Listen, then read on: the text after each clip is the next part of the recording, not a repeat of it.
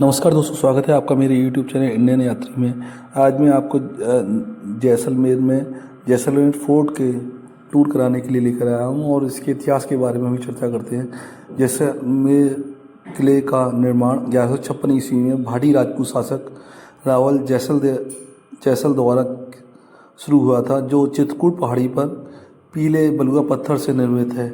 इसलिए इसको सोनार किला या स्वर्ण किले के नाम से भी फेमस है, क्योंकि यहाँ सूरज की रोशनी पड़ने से ये पीला सोने कलर जैसा पीले रंग का चमकता है और ये दुनिया के सबसे बड़े जीवित किलों में से एक है। यहाँ पर आज भी इस किले के अंदर मतलब लोग रहते हैं और अपना बिजनेस भी करते हैं, तो आप देख सकते हैं। और इसमें इस महल के अंदर मंदिर, हवेलियाँ और बाजार हैं और ये राजपूत और इस्लामिक वास्तुकला का एक अद्भुत मिश्रण है। और इस किले ने बहुत सारी लड़ाइयाँ भी देखी हैं। तो हम किले में घुसने से पहले किले के बाहर का व्यू देख लेते हैं। देखिए, किले के बाहर का व्यू है। तो आप जब हम ये देखिए किले के बाहर का व्यू दिखाई दे रहा है। तो ये देखिए, यहाँ पर ये स्मार्ट पब्लिक टॉयलेट है। इसमें आप कॉइन डालेंगे तब आपको पर्ची मिलेगी, तब आप टॉयलेट जा सकते हैं। तो हम सबसे पहले आप इसके पहले गेट में एंटर करेंगे। देखिए, 2 तलवार हैं और इस पोल का नाम है अक्की पोल। इसे महाराजा अक्की सिंह ने 17वीं शताब्दी में बनवाया था, इसलिए इस गेट का नाम अक्की पोल पड़ा। तो ये महाराजा के नाम पर ही है, तो इसलिए इसका नाम अक्की पोल। पोल माने दरवाज़ा, तो अक्की सिंह के नाम पर है। तो हम महल के अंदर आ रहे हैं, किले के अंदर, महल के अंदर नहीं, किले के अंदर। तो ये देखिए, यहाँ किले के अंदर आएंगे तो इस किले के 3 नाम हैं। एक त्रिकूट, दूसरा है स्वर्ण किला और तीसरा है जैसलमेर। त्रिकूट नाम ये त्रिकोणी पहाड़ी पे बना हुआ, ऊंची पहाड़ी पर, इसलिए इसका नाम त्रिकूट, गढ़ माने किला। दूसरा इसका नाम है स्वर्ण किला। स्वर्ण किला इसलिए क्योंकि ये पीले पत्थर से बना हुआ है। जब इस पर सुर्खी करनी पड़ती है तो ये सोने जैसा चमकता है, इसलिए इसका नाम है स्वर्ण किला। तीसरा इसका नाम जैसलमेर। जैसलमेर क्यों पड़ा? क्योंकि इसको 1256 ईस्वी में महाराज जैसलमेर ने मेरू पर्वत पर ये था, तो इसलिए जैसल, महाराज का नाम जैसल और मेरू पर्वत, इसलिए इसका नाम जैसलमेर पड़ा। तो इस तरह से इसके 3 नाम हैं। आप इसमें देखेंगे फोर्ट में छोटे छोटे छेद हो रहे हैं ऊपर की तरफ। उन छेदों से जब दुश्मन आक्रमण करता था तो गर्म तेल गिराया जाता था, जिससे दुश्मन भाग जाए। अगर गर्म तेल नहीं होता था या गर्म पानी नहीं होता था तो उस केस में उसके ऊपर पत्थर रखे हुए थे, तो वहाँ से पत्थर फेंके जाते थे, जिससे कि दुश्मन घायल हो जाए और लौट जाए। अब पिक्चर को जूम करके देखेंगे तो इस पर ये पत्थर रखे हुए हैं, छोटे छोटे बड़े बड़े, जिनका 40 से 50 किलो वजन हो जाता है और दुश्मन के ऊपर फेंके जाते थे, जिससे दुश्मन घायल हो जाते थे। ऐसे ये गोलाकार करके आपको ये दीवारें दिखाई दे रही हैं। ऐसे 99 ऐसी गोलाकार दीवारें बनी हुई हैं, जहाँ पर ये पत्थर रखे जाते थे और दुश्मन के ऊपर फेंके जाते थे, जिससे और इन गोलाकार दीवारों को बुर्ज कहा जाता है। आप देख रहे हैं किले पर झंडा दिखाई दे रहा है। इस झंडे में राजा रहा करते थे और झंडे से आप जो झंडे से लेफ्ट की तरफ देखेंगे तो उसमें रानी रहा करती थी। वहाँ पर छोटा सा निशान दिख रहा होगा, उसमें रानी रहा करती थी। तो ये राजा और रानी के निशानी हैं। तो ये राजा का महल कहलाता था, वो रानी का महल कहलाता था। अब इसके बाद हम नेक्स्ट पोल की तरफ बढ़ते हैं, जिसका नाम है सूरज पोल। इस पोल से राजा का स्वागत किया जाता है। जो राजा युद्ध जीत कर आते थे या राजा है नहीं शादी करके आते थे, तब इस पोल से राजा का स्वागत किया जाता था। इसलिए आप इस पोल पर देखेंगे परमानेंट तोरण है और इस तोरण को इन्होंने लोहे का बनवा दिया, जिससे ये परमानेंट रहे। और आप देखेंगे कि इस पोल के नीचे, इस पोल के जस्ट दरवाज़ा के ऊपर आपको गणेश जी की प्रतिमा मिलेगी और गणेश जी की प्रतिमा के ऊपर आप 2 जो लेडीज़ या औरतें दिखाई दे रही हैं, 2 महिलाएं दिखाई दे रही हैं, वो रिद्धि सिद्धि गणेश जी की बीवी हैं। और बीच में ये गोल चिन्ह दिखाई दे रहे हैं, सूरज का चिन्ह है, जिसको सूर्यवंशी की निशानी कहा जाता है। तो आप ये देख सकते हैं इसके, और इस हर पोल के दरवाजे बड़े मजबूत होते थे। 800 साल पुराने दरवाजे हैं और इन दरवाज़ों की सबसे बड़ी खासियत क्या है कि इनमें कभी दीमक नहीं लगती है। दीमक ना लगने का कारण ये है कि ये केर लकड़ी के बनाए जाते हैं। केर लकड़ी की सबसे बड़ी खासियत ये है कि उसमें दीमक नहीं लगती और ये सालों साल सुरक्षित रहते हैं। अगर राजस्थान में जाओगे तो केर की सब्जी भी बनाई जाती है, तो आप देख सकते हैं। तो अब हम और सारे दरवाजे आप एक दरवाजे पे एंटर करेंगे दूसरा दरवाजा दिखाई नहीं देगा, दूसरे में एंटर करेंगे तीसरा नहीं दरवाजे, और तीसरे में एंटर करेंगे चौथा दरवाज़ा दिखाई नहीं देगा। टोटल किले में 4 दरवाजे हैं। तो अभी हम 2 दरवाजे पार कर चुके हैं। इसके बाद जो तीसरा दरवाज़ा आएगा तो उसका नाम गणेश पोल होता है या गणेश दरवाज़ा। जब भी हम तो उसी दरवाजे से गणेश पोल का मतलब हो गया गणेश जी के हम लोग जब भी शुभ काम होता है उस समय हम उसकी पूजा करते हैं। तो इस किले का निर्माण इसी पोल से शुरू होता है। तो तो गणेश जी की आप देखेंगे तो यहाँ पर गणेश जी की प्रतिमा लगाई मिलेगी।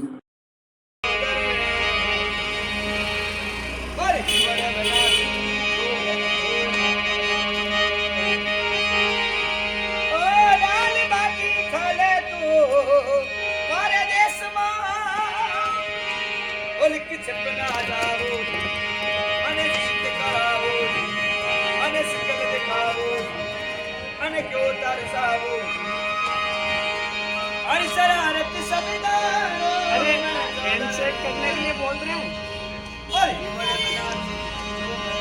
आजा।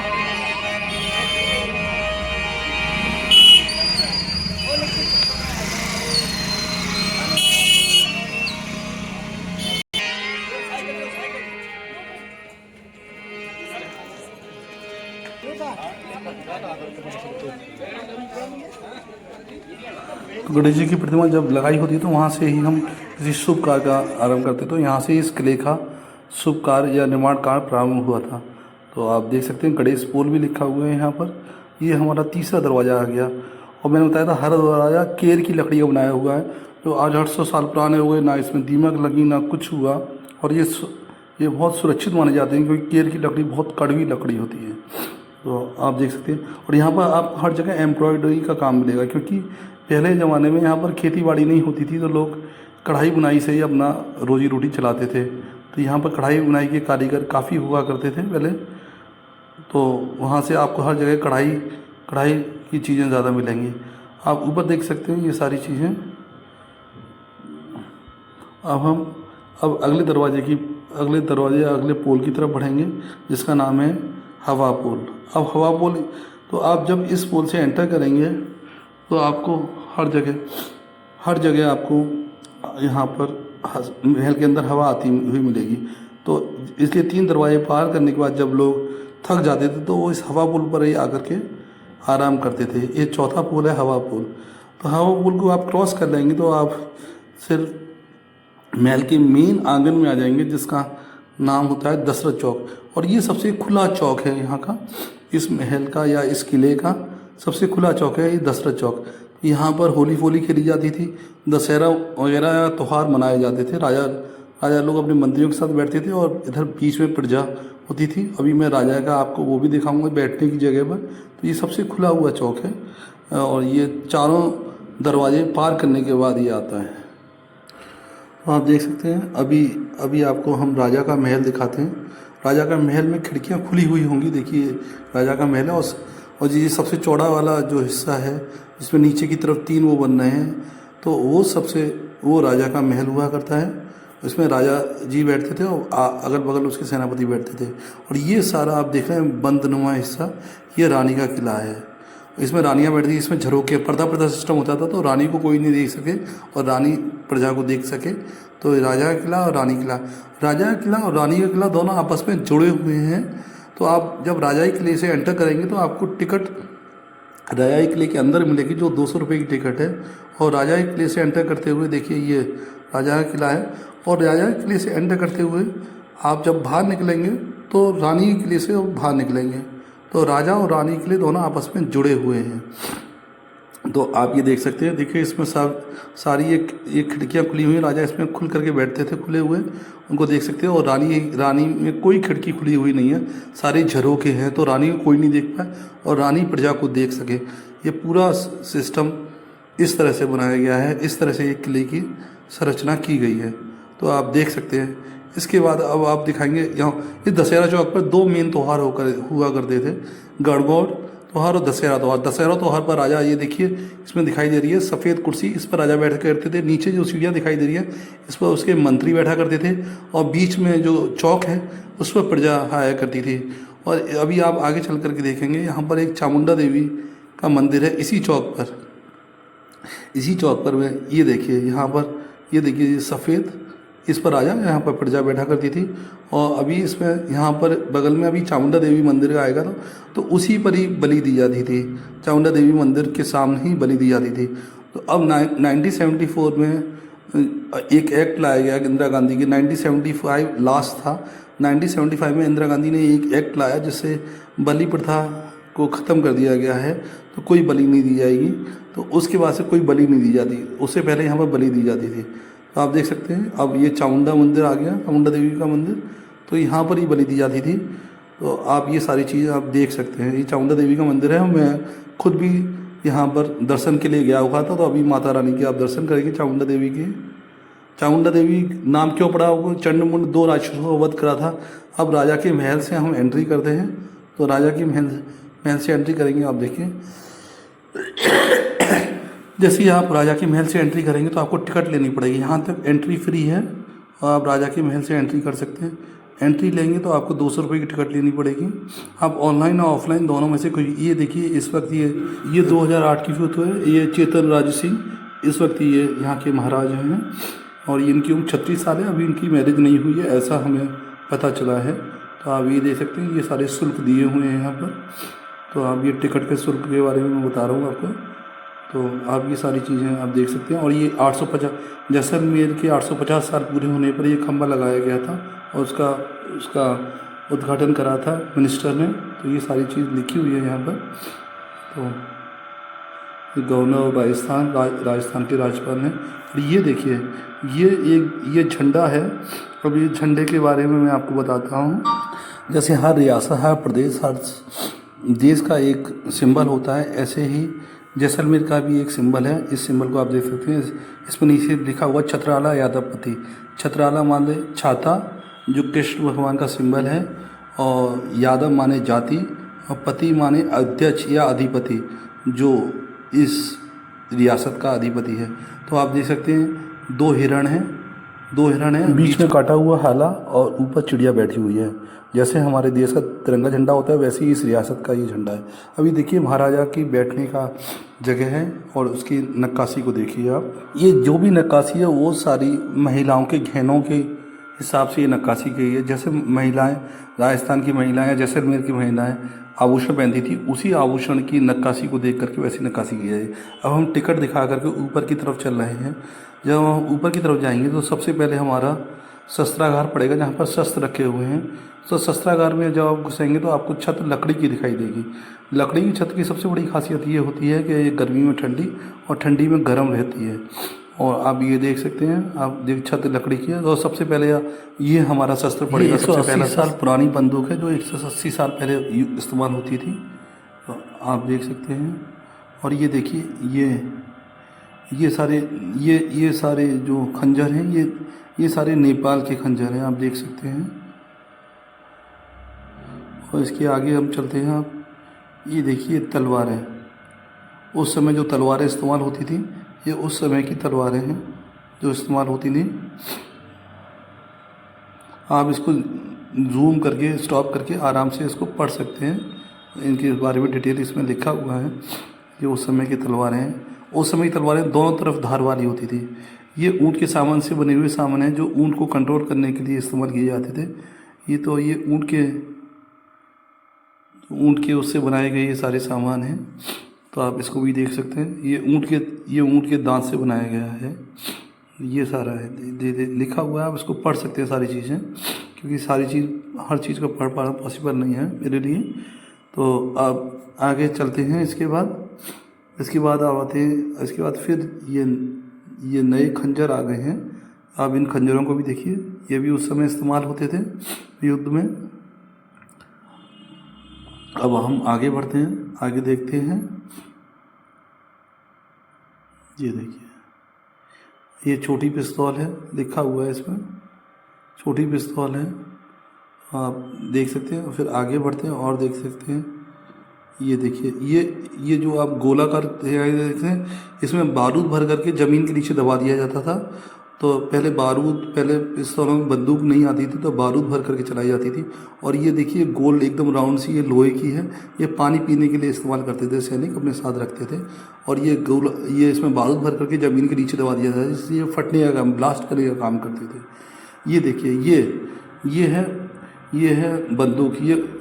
ये जो ऊँट की सवारी करते थे, ऊँट वाले सैनिकों के लिए बंदूक, इसका नाम टोपीदार बंदूक कहलाता है। तो ये दूसरे के कंधे पर बंदूक रखकर, क्योंकि ये काफ़ी लंबी होती थी और ऊँट भी काफ़ी लंबे होते थे, तो ये इनके आगे जो ऊँट को चला रहे होते थे, तो उसके इस कंधे पर रख करके इससे फायरिंग की जाती थी। इसे कभी कहते हैं दूसरे के कंधे पर रख करके बंदूक चलाना, ये कहावत है। तो ये कहावत यहाँ से ही बनी हुई है।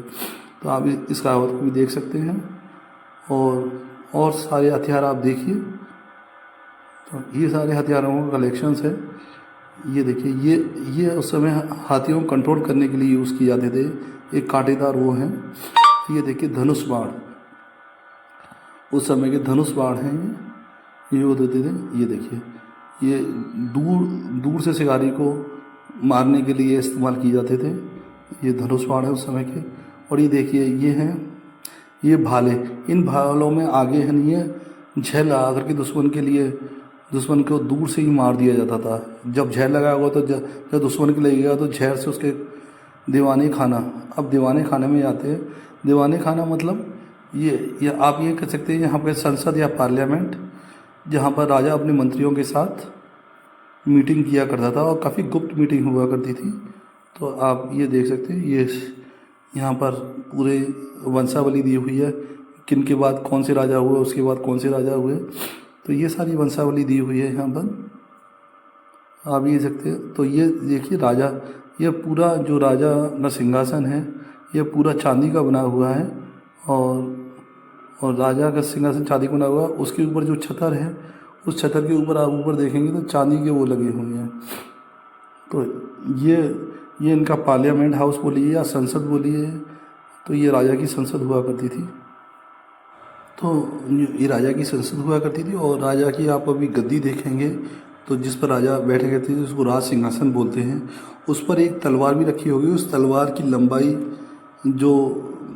जो मुझे पता चला 5 फीट के आसपास है। तो उस समय सोचिए, जब तलवार की लंबाई 5 फुट है, तो राजा की हाइट, लंबाई चौड़ी क्या हुआ करती है। देखिए ये तलवार रखी हुई है, तो इसकी हाइट 5 फुट बताते हैं, जो वहाँ पर मैंने और लोगों से सुना। तो ये आप सीखिए, तो उस समय राजा महाराजा कितने लंबे चौड़े हुआ करते थे, आप देख सकते हैं। अब हम शस्त्रागार से निकल रहे हैं, अब हम चलते हैं दूसरी तरफ। अभी आप देख सकते हैं, ये अभी इनके द्वारा जो भी कार्य अभी भी किए जा रहे हैं। तो अभी आप एक पोस्टर में देखेंगे 2020 में 400 बच्चियों के लिए ज्ञान सेंटर शुरू करा है। तो आप उसको लिखा हुआ भी देखेंगे। तो अभी भी इनके द्वारा आज तक भी काफ़ी, देखिए जैसलमेर का ज्ञान सेंटर, ये इन्होंने 2020 में शुरू किया 400 बच्चियों के लिए। तो अभी भी इनके द्वारा बहुत सारे अभी तक जो अपनी सिटी के लिए जो भी रचनात्मक या पॉजिटिव वर्क किए जा रहे हैं, वो अभी भी किए जा रहे हैं। अभी भी ये सिटी के डेवलपमेंट में पूरा सहयोग कर रहे हैं। तो आप ये सारा चीज़ देख सकते हैं। इसके बाद हम ये आते हैं आज का टेलीस्कोप, जो लोग दूर से देखने के लिए इस्तेमाल करते थे। तो ये देखिए, ये सामने ये टेलीस्कोप है। यहाँ से पहले दरवाजे की तरफ देखा जाता था, और अगर दुश्मन के आने की एंट्री लग जाती थी, तो ये नगाड़ा है, यहाँ से नगाड़ा बजा करके जनता को सूचित किया जाता था। तो ये उस समय टेलीस्कोप नहीं हुआ करते, तो यहाँ से ये पहले दरवाजे की तरफ, दूसरे दरवाजे की तीसरे, यहाँ से हम डायरेक्ट देख सकते हैं। तो जब यहाँ से डायरेक्ट देख सकते थे, तो हमें दुश्मन के आने की सूचना मिल जाती थी। और वो जो ऊपर दिखाया उस नगाड़े बजा करके हम दुश्मन को पहले ही जनता को तैयार कर दिया जाता था कि दुश्मन आ रहा है और सावधान हो जाइए, और हम तैयारी शुरू कर देते थे। अब त्रिपोल द्वार आ गया। त्रिपोल मतलब 3 दरवाजे वाला द्वार। तो ये त्रिपोल द्वार का मतलब इसमें 3 दरवाजे हुआ करते थे। ये देखिए 3 दरवाजे हैं, अभी खुले हुए हैं, जब बंद हो जाएंगे तो 3 दरवाजे ही आपको दिखेंगे। तो और देखिए ये सारा यहाँ की इनकी वंशावली दी हुई है, कौन कौन से राजा हुए। पर जो भी है ये सारा काल्पनिक चित्रण दिया हुआ है, क्योंकि ये जो है मुझे किसी ने बताया कि ये सारा काल्पनिक चित्रण है। तो ये आप देख सकते हैं, क्योंकि इसमें जो राजपूतों का वो होता है उस तरह से नहीं है, मुग़ल कालीन का बनाया हुआ लग रहा है। तो इस तरह से ये नहीं है। तो आप इस चीज़ को भी देख सकते हैं। तो ये सारी वंशावली, ये श्री कृष्ण राजवंशावली के सारे हैं। ये पूरा उनका राजवंशावली का अभी मैं आपको पूरी लिस्ट दिखाता हूँ। ये पूरी लिस्ट आगे दी हुई है और यहाँ पर भी लगाई हुई है, और ये लिस्ट को मैंने भी इसमें इंक्लूड किया हुआ है वीडियो में। तो आप उस वंशावली को देखेंगे जो श्री कृष्ण राजवंशावली है। और श्री कृष्ण राजवंशावली में कौन कौन हुआ, कौन कौन राजा हुए, राजा श्री कृष्ण से लेकर के टिल नाउ अब तक कौन कौन से राजा हुए हैं अब तक, ये जो 900 साल का इतिहास हो गया इस किले का, उस 900 किले के इतिहास में पूरी वंशावली राजाओं की दी हुई है। तो उस वंशावली को भी आप पढ़ सकते हैं। तो आप देख सकते हैं ये श्री कृष्ण की वंशावली है। और आगे चल कर के आप जैसलमेर की भी वंशावली का मैंने इसमें दिया हुआ है। तो आप जैसलमेर की भी वंशावली को पढ़ सकते हैं कि जैसलमेर में कौन कौन से राजा हुए जब से ये जैसलमेर किले का निर्माण हुआ और तब से लेकर आज तक। तो आप ये जैसलमेर की भी राजवंशावली को आप पढ़ लीजिए। तो ये सारी जैसलमेर की राजवंशावली है। अब हम आगे की ओर बढ़ते हैं और अब ऊपर नेक्स्ट फ्लोर की तरफ बढ़ते हैं। जब हम ऊपर की तरफ नेक्स्ट फ्लोर की तरफ जाएंगे तो सबसे पहले हमें राजा की डोली दिखाई देगी, जिसमें जो खुली डोलियाँ होती थी उसमें राजा लोग घूमा करते थे, और जो बंद डोलियाँ होती थी उसमें राजकुमारी या रानियाँ या महारानियाँ लोग जाया करती थी। तो अभी सबसे पहले आप जो डोली देखेंगे वो राजा की डोली है, क्योंकि वो खुली ओपन डोली है। आप देख सकते हैं ये। तो इसको 2 लोग आगे 2 लोग पीछे करके उठाया करते थे, और राजा को जैसे शहर में भ्रमण करना हो या कहीं जाना हो तब राजा को लेकर जाया करते थे। तो ये आप देख सकते हैं। और बीच में ये चौक आ गया, इस चौक का नाम होली चौक है। तो इस चौक में राजा लोग अपनी महारानियों के साथ होली खेला करते थे। महारानी लोग बीच में रहती थी और राजा लोग और राजकुमार लोग ऊपर से उनका रंग, गीला रंग, पानी का रंग ऊपर से डाला करते थे। तो ये आप देख सकते हैं, ये होली चौक है। तो ये सारी चीज़ ये आपको देखने को मिलेगी। ये देखिए, ये इनके ये रोकने के लिए, और इस पर तीर कमार, ये सूर्यवंश का लिखा हुआ, सूर्यवंश का निशान बना रखा है। तो ये देख सकते हैं आप, ये राजा के लेटने का बिस्तर और उनके खाना खाने के बर्तन। उस समय जो राजा लोग या शाही लोग थे तो वो है नहीं चांदी के बर्तन में खाया करते थे, क्योंकि अगर खाने में कुछ मिला दिया जाए तो चांदी के बर्तन में खाना देने से उस खाने का कलर चेंज हो जाता था। तो इससे पता चल जाता था खाने में जहर है। तो अब हम आगे नेक्स्ट चल रहे हैं। अब आप नेक्स्ट देखेंगे तो ये देखिए, ये तो आप इसको देखिए, ये सारा ये खुला चौक है। ये उसी चीज़ को मैं दोबारा दिखा रहा हूँ। ये होली चौक है। यहाँ पर राजा अपनी महारानी के साथ होली खेला करते थे। तो ये देखिए यहाँ से। तो ये सबसे बढ़िया जगह है होली चौक खेलने की, और ये सबसे टॉप पर हुआ करती थी। और यहाँ से जो पानी निकला करता था उसको कहीं इकट्ठा कर लिया जाता था। अब हम टिकट संग्रहालय में चल रहे हैं। जो उस समय की टिकटें, जैसे आज की डेट में स्टैम्प ड्यूटी होती है, वो टिकट संग्रहालय वो मैंने कर दिया। तो आप देख सकते हैं। अब इसके बाद ये पोलो है। जब राजकुमार छोटे होते थे उन्हें घोड़े पर बैठने में डर लगता था, तो ये नकली घोड़ा है, इसमें बैठा करके उनका डर दूर किया जाता था। क्योंकि राजस्थान से बड़े बड़े पोलो वो हुए हैं जिन्होंने वर्ल्ड चैम्पियनशिप जीती है। तो ये और राजस्थान में बहुत पोलो ग्राउंड भी हैं, तो इसलिए इनका इस्तेमाल किया जाता था नकली घोड़े का, तो राजकुमारों के मन से डर दूर करने के लिए। तो ये अब आप आगे देख सकते हैं। आगे भी ये है, ये महाराजा का छतरी है। जब भी महाराजा आते थे तो छतरी पीछे लगी होती थी। अब ये मूर्ति कक्ष आ गया। ये भी यहाँ पर 600-700 साल पुरानी मूर्तियाँ हैं, और ये सारी एक ही पत्थर से। ये देखिए, भगवान की भक्ति में लीन मूर्ति। ये देखिए, ये इस मूर्ति को देखिए, ये बांसुरी बजाती हुई मूर्ति, ये वात्सल रस में डूबी हुई होती है, अपने बच्चे को दूध पिलाती हुई माँ और लोरी सुनाती हुई। और ये देखिए, ये अपने बाल इसका पानी को नीचे गमले में पानी देती है, क्योंकि उस समय पानी की बहुत तंगी हुआ करती थी, तो पानी की। अब आप इन मूर्तियों को भी देख सकते हैं। हर मूर्ति कुछ ना कुछ कह रही होती है। इस मूर्ति में आप देख सकते हैं, इस मूर्ति में वो पत्र लिखती हुई हैं। और क्योंकि उस समय राजकुमारियों को हमारे यहाँ तब भी पढ़ाया जाता था, और अभी भी हम लड़कियों को प्रायोरिटी देते हैं पढ़ने की। तो ये देखिए, ये 16 श्रृंगार में आखिरी श्रृंगार, अपने सिंदूर भरते हुए अपनी मांग में। ये भगवान राम की वनवास के दौरान की ये दाढ़ी निकली हुई है, उस समय की मूर्ति है। आपने दाढ़ी वाली मूर्ति भगवान राम जी की कहीं नहीं देखी होगी। तो आप इन सब चीज़ों को देख सकते हैं। अब हम मूर्तिगत से बाहर आ गए हैं, तो अब आगे देखिए, अब नेक्स्ट में हम चलते हैं। ये देखिए, ये सारा स्टैम्प का दिख रहा है।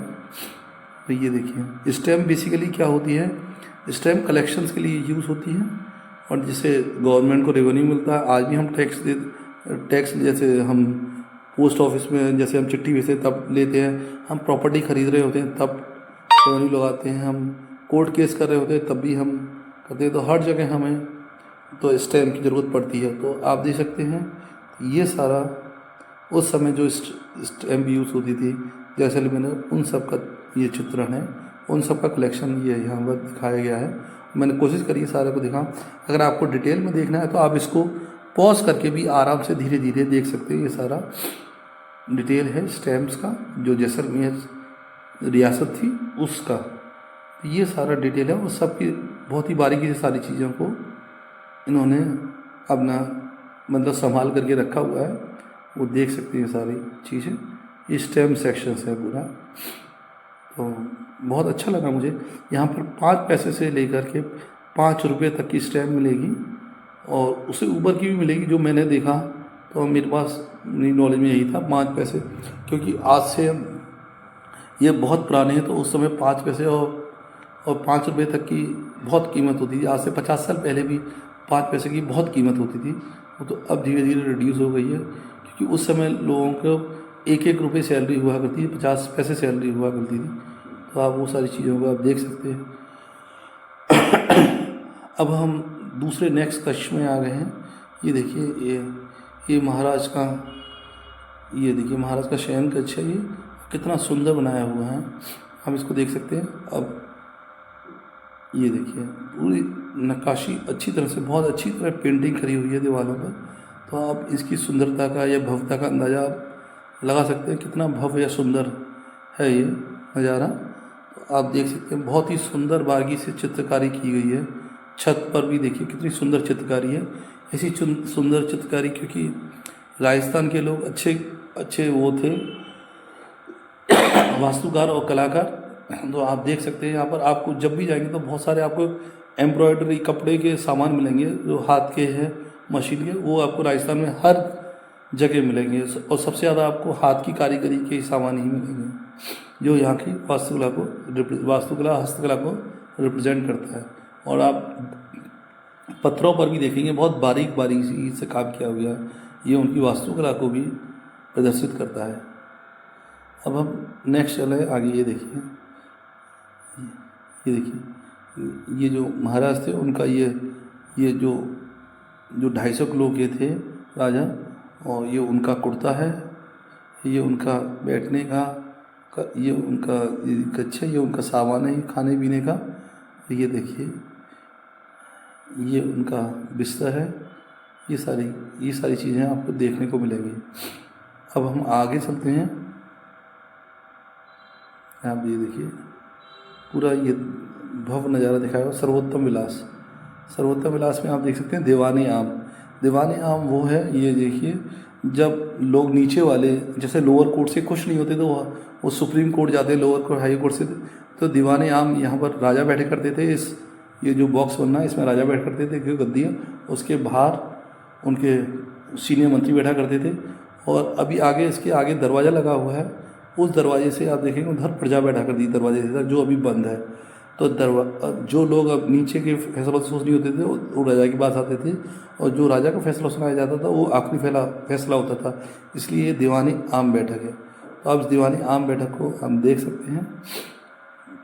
और देखिए, ये भी राजा के बैठने की जगह, इसको बैरिकेडिंग कर रखी है जिससे कोई मिसयूज़ नहीं कर ले। तो आप ये देख सकते हैं। अब हम आ रहे हैं रानी के महल के अंदर। तो हम रानी के महल के अंदर आएंगे तो आप देखिए, रानी के महल के अंदर चल रहे हैं। सबसे पहले ये इनकी कुल देवी हैं। सबसे पहले आपको कुल देवी के दर्शन होंगे।